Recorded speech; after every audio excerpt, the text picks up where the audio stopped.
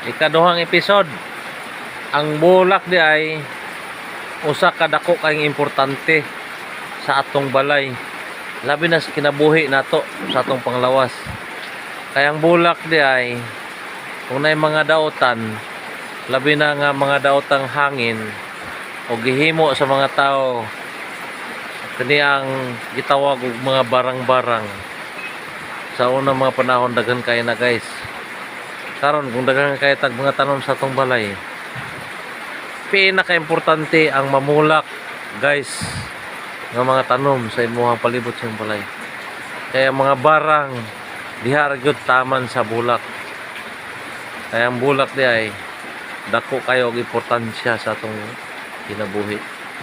Ang bulak mo na musagang sa mga barang, sa mga daotang hangin, sa mga daotan nga mga dili na to makita guys dito sa mga tanom. Mao din na ang bulak usa dako kay ka importansya sa atong kaugalingon. Ang mga naguna pa sa ato si Ginoong Hesukristo ngadto sa kang Mama Mary, ngadto sa mga anghel ug mga santos, ginahalaran nato sila bulak tungod nakita nga ang padako sa importansya sa maong bulak. Munay tagasagang, munay taga kumbaga taga sulbad sa mga daghan kayong mga tunglo sa atong kinabuhi. Ang bulak mao'y panagang guys. Katinday lang.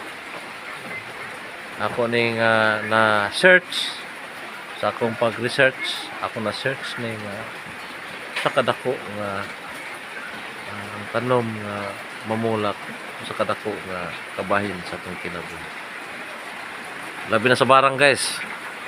Kaya ako nagagikan ko sa ako ang pamilya nga dunay mga anting mga unsa dia mga barang mga so ang bulak di ay moy dako nga usa ka sulbad sa maong barang di makapenetrate sa usa ka tao.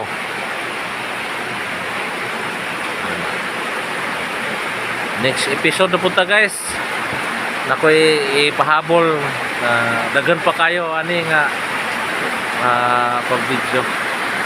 So kung na nainganyo ko sa bulak o kabahin sa atong mga tao,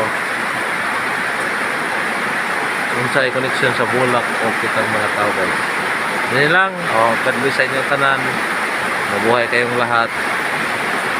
Sana pagpalain kayo ng Diyos. Ang bulaklak is pinaka the best food na dyan meron tayo sa paligid. Kahit maliit lang, basta bulak.